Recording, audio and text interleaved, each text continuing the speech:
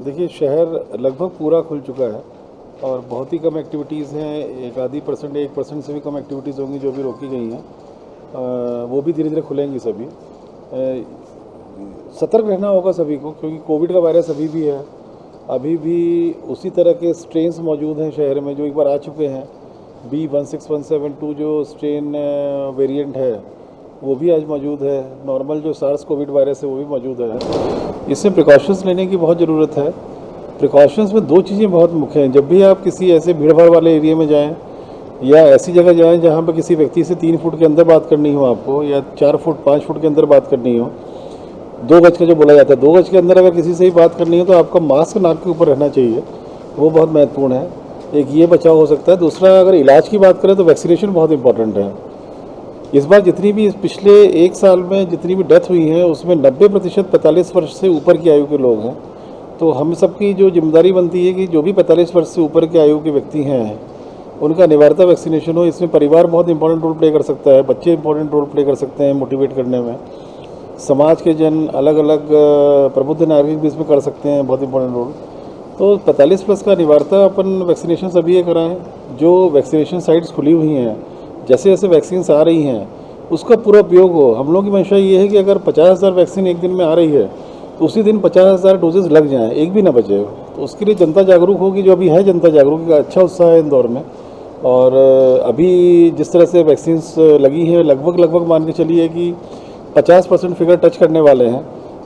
18 plus का जो total आंकड़ा है, 28 लाख टोटल वोटर्स हैं इस पूरे ज़िले में 9 विधानसभा में, और 14 लाख का आंकड़ा पहली डोज जिनको लगी है वो हम टच करने वाले हैं। तो ये भी एक अच्छी बात है शहर के लिए, क्योंकि 50% 18 प्लस को वैक्सीनेशन हो जाने का तात्पर्य ये है कि 20-25 दिन 30 दिन में उनमें एंटीबॉडीज़ डेवलप हो जाएंगी, और अगर वो आगे चल के कोविड से संक्रमित होते भी हैं तो उनको हॉस्पिटलाइजेशन की आवश्यकता नहीं पड़ेगी। ये जो बात बोली जा रही है कि हॉस्पिटलाइजेशन की आवश्यकता नहीं पड़ेगी, ये पिछले 2-3 महीनों में जो फरवरी में जो वैक्सीन्स हुए थे, जिन लोगों ने फरवरी में एक जागरूक नागरिक की तरह जिन्होंने वैक्सीनेशन करवा लिया था अपना, उनका जो सर्वे हुआ है इसमें अरबिंदो हॉस्पिटल में डॉक्टर भंडारी ने भी किया है और भी कई डॉक्टर्स ने ये ओपिनियन दी है ये कि उसमें 99% बल्कि 99.9% लोगों को कोई तकलीफ नहीं हुई। अगर कोविड का संक्रमण हुआ भी उनको, सिम्टम्स आए भी उनको, तो घर पर रह के ठीक हुए हैं। अस्पताल केवल वही गए हैं जिनको कि वैक्सीनेशन भी हो गया था और उनको बहुत सारी कोमॉर्बिडिटीज़ थी, उनको प्रिकॉशनली फिर हॉस्पिटलाइज किया गया था। और वैक्सीन लगाने का तात्पर्य ये आता है कि हमने अपनी जान को कोविड वायरस से सुरक्षित कर लिया है। तो ये बहुत महत्वपूर्ण है वैक्सीन लगाना। किसी तरह की भी इस तरह की सोच कि स्पुतनिक आएगी तो हम लगाएंगे, या मॉडर्ना आएगी या फाइज़र आएगी तो ही लगाएंगे हम वैक्सीन, ये गलत है। ये जो भी वैक्सीन अवेलेबल है सभी इफेक्टिव हैं। पिछले इस बार की सेकेंड वेव में प्रूव हो चुका है कि जो भी वैक्सीन्स लगाई गई हैं उसका लाभ मिला है सभी लोगों को, 100% लोगों को मैं बोलूँगा लाभ मिला है उसका। तो मास्क ठीक से पहनना और वैक्सीनेशन कराना ये तो बहुत महत्वपूर्ण है।